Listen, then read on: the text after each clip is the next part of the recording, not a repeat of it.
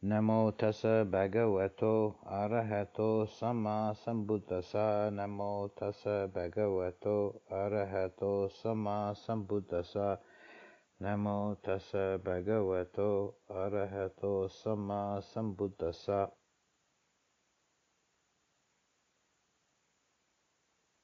One of the 10 paramis is Satya, truth, and the central teaching, the original and axiomatic teaching, is the Four Truths, the Four Noble Truths, Raya Satya.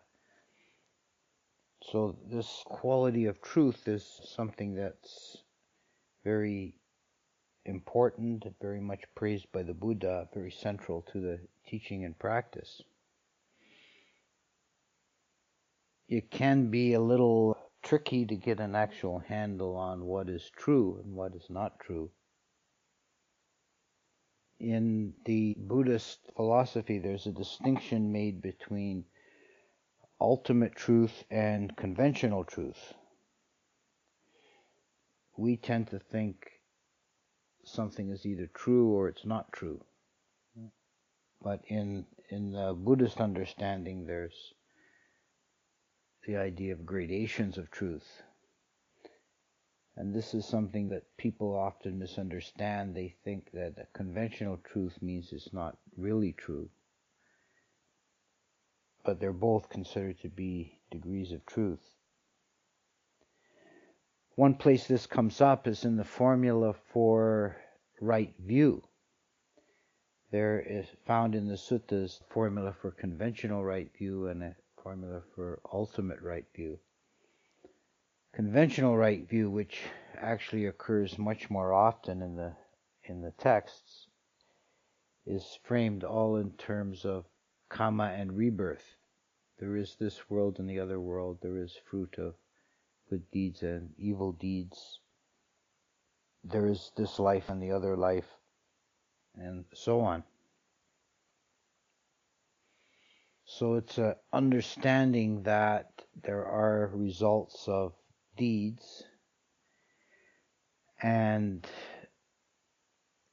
that these can be experienced over multiple lifetimes. But this is not classed as an ultimate truth.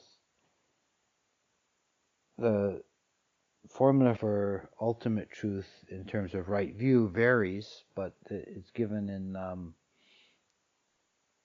at least one place in terms of the Four Noble Truths: truth of suffering, the truth of the origin of suffering, the ending of suffering, and the path leading to the end of suffering. And these are considered ultimate truths. So what is the difference here?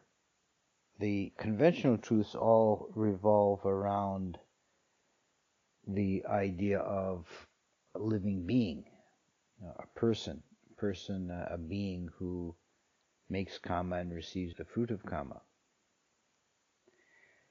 And if that's examined at a finer degree of detail, higher resolution, we see that there is no such thing as a being. There is only the five aggregates, and momentary arising and passing away according to cause and conditions. A parallel concept to the idea of ultimate truth and conventional truth is found in the Abhidhamma in the distinction between Paramatta Dhammas and Prakriti Dhammas, that are ultimate Dhammas and constructed Dhammas. The ultimate Dhammas are considered to be the ultimately real, in the sense that they cannot be analyzed any further. They're still void, momentary, independently arisen, but they're the essential, simplest building blocks of what we perceive as reality.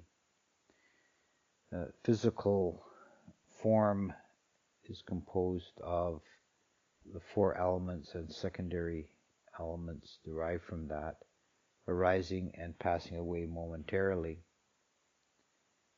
This was a system of understanding matter, a kind of physics that continued to be elaborated through the centuries after the Buddha, and in the later texts it becomes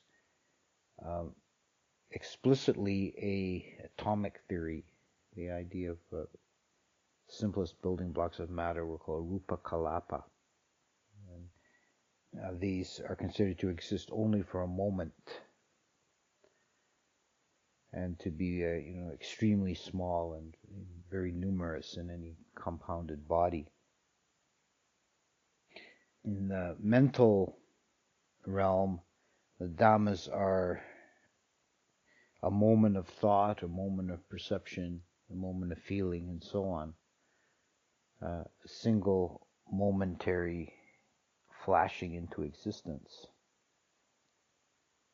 Part of the theory of Dhammas, either physical or mental, is that they are ultimately simple, momentary, and without attributes and characteristics.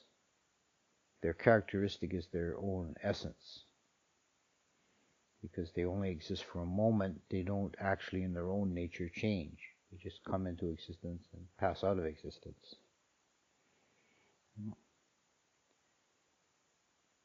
And these are considered to be the ultimately real, but even there we have to be careful. The Paramatta Dhamma means the ultimate reality, but we have to be careful that we don't miss the fact that they're also intrinsically void, they're sunya, and dependently arisen and momentary. The constructed dhammas are at the level of conventional truth, and this is how we ordinarily perceive the world. When we speak of a being, a person, myself or yourself or somebody else, or an inanimate object like a table or a chair, these are constructed dhammas. They're a kind of mental shorthand that we use to make sense of the universe, that we're able to function in the world. We can't function at the level of ultimate dhammas. We're not dealing at that level. We can't manipulate the universe. We can't survive or act or even think or perceive normally at that level. So it's a kind of an abstraction. So this is one of the ways in which we can understand the difference between conventional truth and ultimate truth. You can think of the conventional truth as a kind of approximation. It's like if you're dealing with mathematical concepts, if you're dealing with theoretical maths, then you can accept infinite precision. But if you're dealing on an engineering level or construction, then you have to use approximations. Take the ratio pi. It was an irrational number, infinitely continued, an endless stream of numbers, of digits. But if you're doing something in a practical way, you need to use an approximation. And you can use different degrees of approximation. If you're laying out a stone circle for a garden, well, it's good enough to say that pi equals 3. That'll become close enough. But if you're building some fine, mechanical gears and you need a great degree of precision, you can use any number of arbitrarily chosen digits to get a degree of precision. And it's not false to say that for practical purposes pi is 3. It's an approximation that works, is valid in its own sphere. So this is the way we understand conventional truth. It's something that works on a conventional level, something that has a practical value and is true within its own sphere.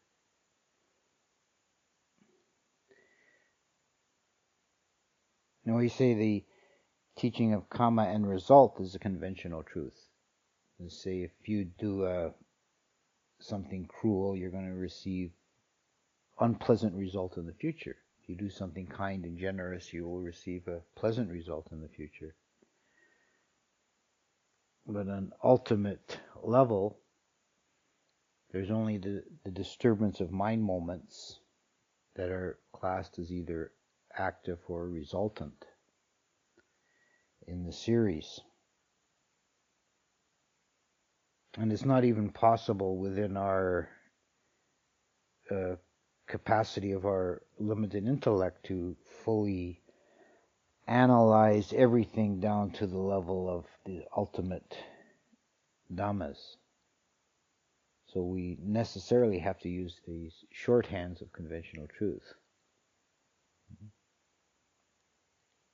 As I said in the suttas, the higher or ultimate right view is often defined in terms of the Four Noble Truths. And these are considered as ultimate truths. The truth of dukkha, first of all, is the linchpin on which the whole system is based. This concept of dukkha. All the four truths have something to do with dukkha. There's dukkha, the origin of dukkha, the ending of dukkha, and the path leading to the ending of dukkha. So dukkha is considered to be real, as true. Now, what do we mean by that? It's a very important concept to get a handle on as to what it actually means. And it has a objective and a subjective aspect to it. Subjective aspect is suffering, and the word dukkha is used in context of meaning unpleasant mind state. Unpleasant feeling is dukkha. So this is subjective aspect of feeling unpleasant result. But the objective aspect is really more important because it's absolutely universal. Every conditioned Dhamma is marked by dukkha. In this way, it doesn't really mean suffering because every conditioned Dhamma is not suffering. Many of them are neutral, many of them are actually pleasant. And if they're considered purely in the objective aspect, it doesn't really make sense to call them either pleasant or unpleasant or neutral. They're just as they are, insentient, objective facts. Now, dukkha really means that things are inherently incomplete, imperfect, provisional, not complete, not perfect, not ultimately satisfying. And this is an intrinsic quality of the Dhammas themselves. The subjective aspect of feeling suffering or feeling lack or feeling want is something that the mind does. But the objective aspect of the quality of the Dhammas themselves, the sankharas, the conditioned objects, are inherently dukkha, whether we recognize it or not. It's not something our mind imposes on the object. The object is intrinsically imperfect and incomplete. This is necessarily so for them to exist. There must be an element of imperfection for existence to manifest and continue. You can think of all existence as a kind of a brokenness. It's a kind of a shattering of the primordial perfection. There's the fact that there's a manifest universe is a kind of stream of imperfections.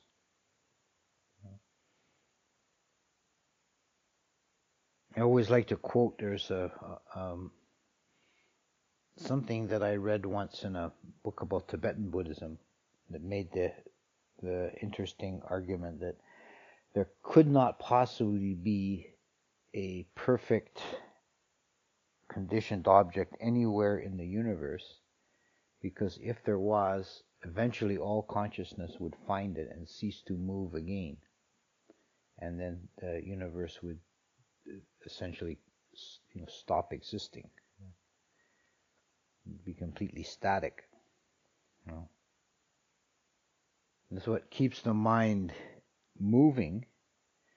What drives the engine of becoming and actual existence and manifestation is this imperfection, because the mind is constantly jumping from object to object, seeking to complete itself, seeking some kind of completion or perfection.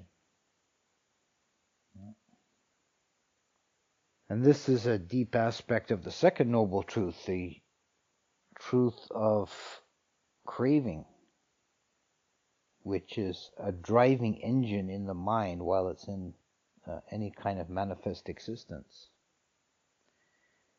And it's classified as three modes: the desire for sense objects, the desire for being, and the desire for not being.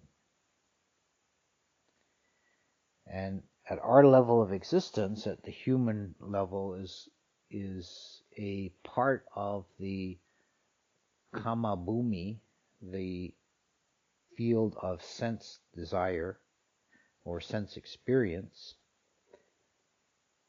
So on the surface level, the desire for pleasant sense objects is dominant in that it's the noisiest.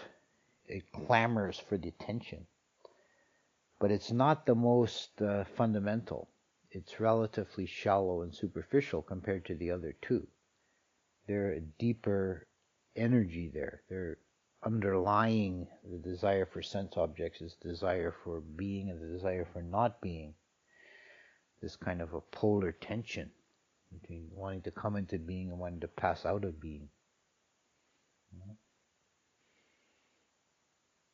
These are experienced by all of us all the time. And they play out in the life as desire to be is a desire to be more, to be greater than you are, to be stronger, happier, richer, more powerful, to manifest in a more bigger, not in a physical sense, of course, but just to be more than you are.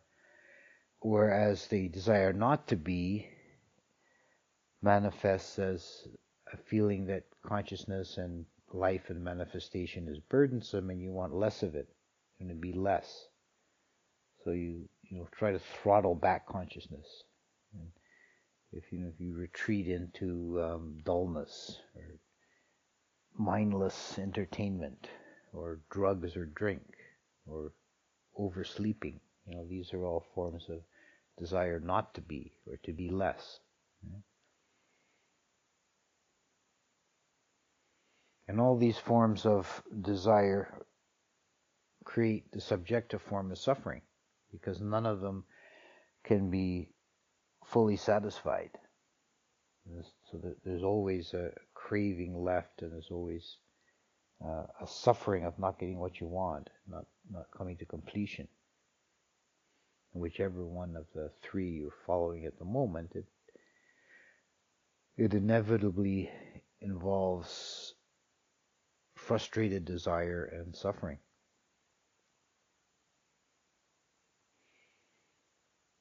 So that's an ultimate truth. That's a truth of the underlying motive energy that is driving manifestation, existence, becoming, are these desires. It's the engine of the universe. And the third noble truth is the truth of the ending of suffering, dukkha nirodha, the cessation of suffering, which is equated to nibbana, as the unconditioned.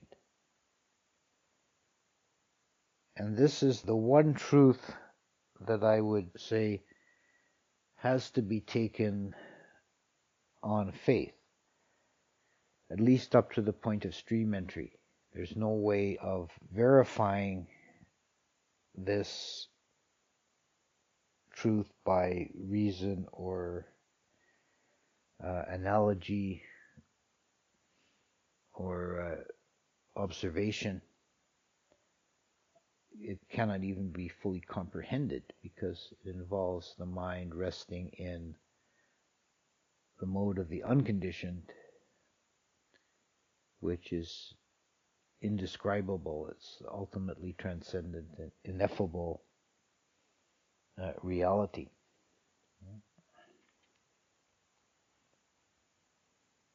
But it's the real good news, and it's that which makes Buddhism not just a secular kind of philosophy, but it's actually a spiritual path, and if you want to call it a religion. Without the third noble truth, if we just have the first and second noble truth, it becomes very close to Stoicism or existentialism. Without the third noble truth, the only advice would be, life's a bitch, just suck it up. That's basically, that's the philosophy without the third noble truth. But the third noble truth says, there is an alternative. There is an escape from this. There is another modality of being, which is not even really right to call it being. It transcends being and non-being. But we don't have to just accept, just reconcile to the reality. We can transcend it. We can transcend conditioned reality. And the fourth truth is the truth of the path, which the Buddha lays out a guideline of how we are to live and how we are to hold our mind in conditioned reality. And this Eightfold Path also has a conventional and an ultimate level of understanding attached to it. The conventional Eightfold Path is the ordinary guideline for existence. Right view, right intention, right speech, right action, right livelihood, right energy, right mindfulness, and right samadhi.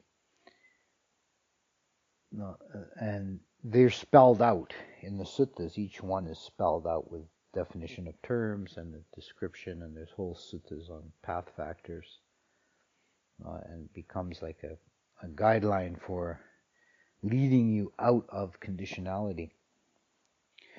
But there's another aspect to the path factors, the ultimate or transcendent level of the path factors, which is the coming together of the path factors at the moment of awakening. In the Abhidhamma, the sequence of mind moments leading to realization of Nibbana is spelled out in a technical way, and the final realization is two steps. There's path and fruit. Phala and magga, or magga and phala. Magga is path and phala is fruit. And fruit is penetration of nibbana. Path is when the 8 path factors come together, perfected at the transcendental or supramundane level, lokuttara level, the level beyond the world. It's another distinction related to conventional and ultimate truth, is lokaya and lokuttara. Lokaya is worldly, ordinary, and lokuttara is beyond the world, transcendental or supramundane. When the path factors come together on this kind of phase shift, they now have a new higher meaning, the 8 path factors, in that they all align to nibbana. Right view becomes the view of the unconditioned. Right thought or intention becomes the thought or intention of the unconditioned. Right speech is the quality vitakka vichara. There's cognitive thought is about nibbana. Right action is the movement of the mind towards nibbana. Right livelihood, which is in the conventional form of right livelihood, is how we make our living, how we feed our body, what we do to provide nutriment. Whereas the transcendental right livelihood is how we feed the mind. And consciousness is now having nibbana as the sole nutriment.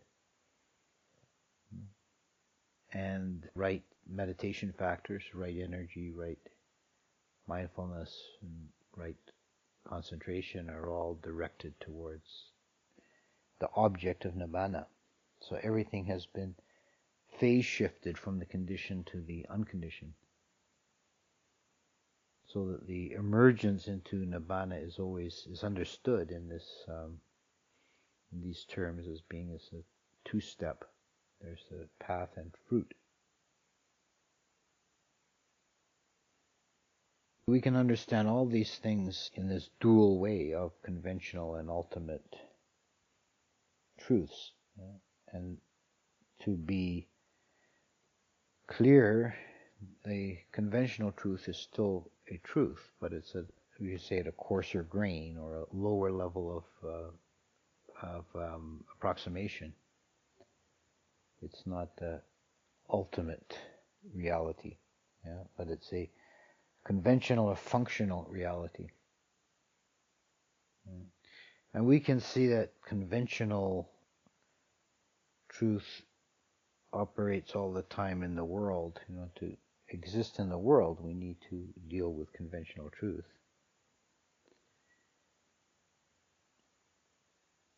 A good example would be something like money. Money is just a piece of paper with a picture of the queen on it. If you want to take that level of truth, it's just a piece of dead tree with a printed image of the queen, and that's all it is. But it obviously has a conventional reality that it's something that does have an effect in the world, that is real on that level, that is considered to have value. The people work to get it, and they can buy things with it. So it has a conventional reality. And we wouldn't be able to exist as a society without having all kinds of agreed conventional realities. It is something peculiar to the Buddhist teaching that's maybe this aspect's not absolutely unique, but it's characteristic of the Buddhist teaching that there is an ultimate reality. Some of the Indian philosophers would hold that there is no ultimate truth. There's only different degrees of conventional truth. For example, There's a well-known parable of the blind man and the elephant. Right? There's an elephant, and the blind men are touching the elephant, trying to figure out what it is. And one of them touches the ear, and he says it's a winnowing fan. And one touches the trunk, and he says it's a rope, and so on. And there's a Jain version of that story. It's just a blind man fumbling around the elephant. But in the Buddhist version, the king is sitting in the balcony watching the blind men in the courtyard as a kind of an entertainment, watching them trying to figure out what the elephant is. So the king is able to see the actual reality of the elephant. So there is a potential of perceiving the ultimate reality. And this is something that we should be striving towards in mindfulness practice, in vipassana, is trying to perceive things at a closer degree of actual reality. And to begin with, we're perceiving things in pretty gross approximations. Thoughts and feelings and bodily sensations are all kind of jumbled up, and it's not distinguished or particularized. And the practice over time, as the mind becomes calmer, the mindfulness becomes sharper, and we're able to distinguish closer and closer to particular reals, particular momentary dhammas. And to distinguish particular kinds of dhammas from each other, to have the specificity of mind, to know this is a mental object, this is a thought, this is an emotion, this is a sensation, this is a bodily sensation, this is a mental sensation. To be able to parse things down into a finer grain of reality. And the mind can become very quick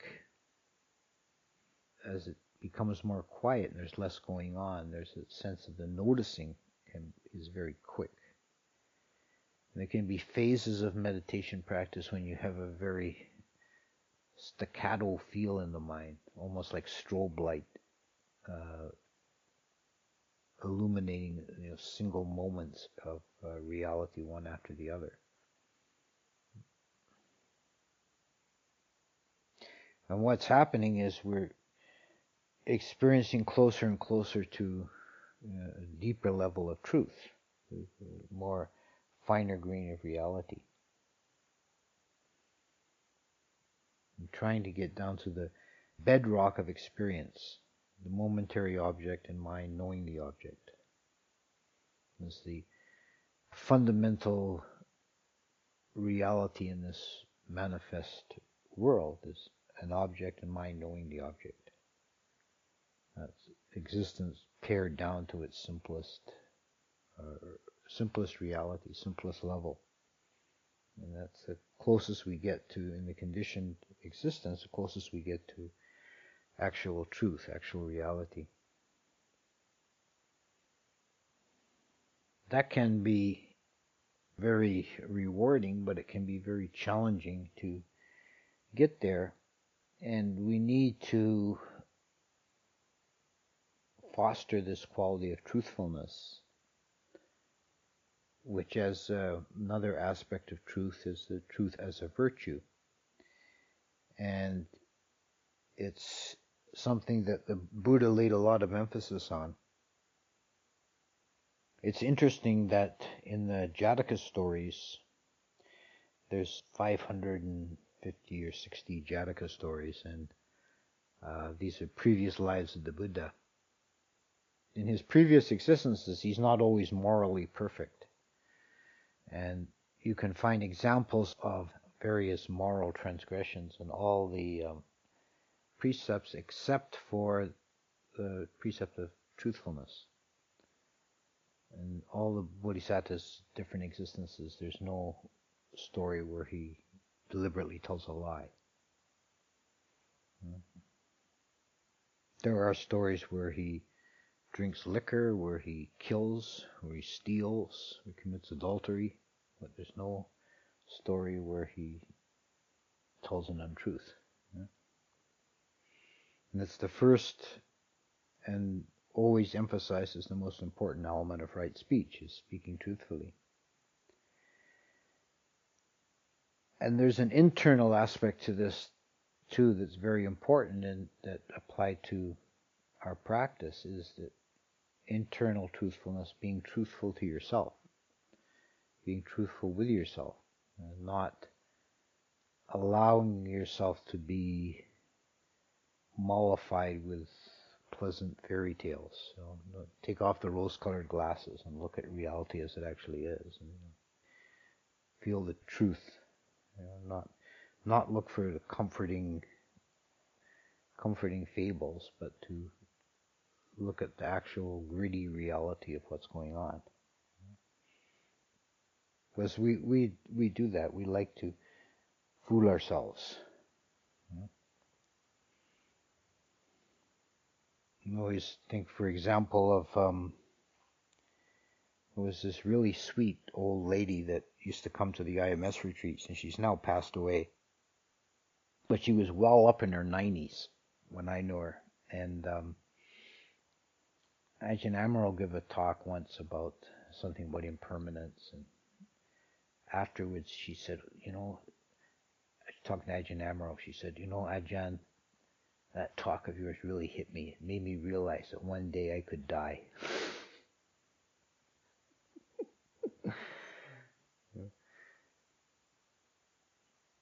So we like to kind of, comfort ourselves with little fairy tales and avoid looking at painful realities. And it's the actual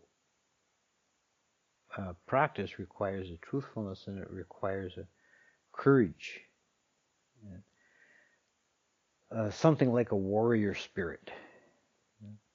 The Buddha himself came out of the Kshatriya caste, the warrior caste. So a lot of the imagery and analogies he uses are things like girding on your armor and wielding the sword of mindfulness, and training the elephant, things from the warrior's existence. But that's also a quality that we have to develop, that kind of fearlessness.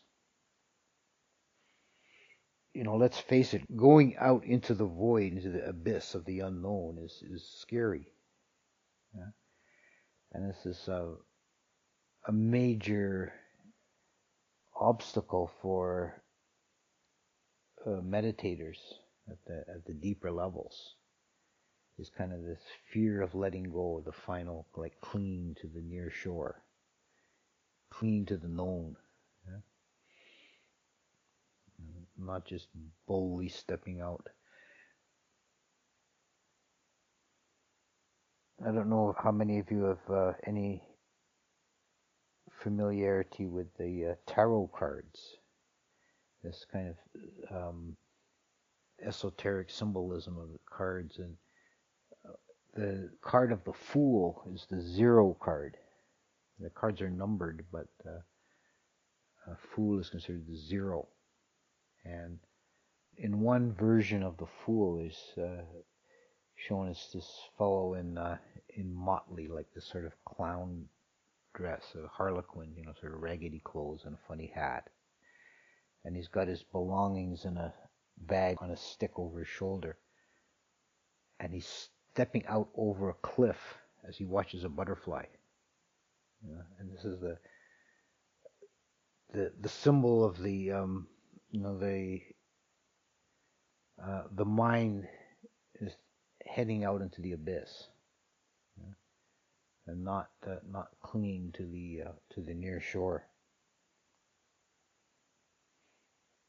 I've also heard some Buddhist teachers develop a persona of ferocity. Right? They terrify their students, and one of the theories of that I've heard why they do that is because it helps the student if they're more afraid of the teacher than they are of the void. They'll just head on out. So I think the real quality that's needed there is that truthfulness, and the courage to be truthful, to be just really open to experience, and not to be looking for false comfort.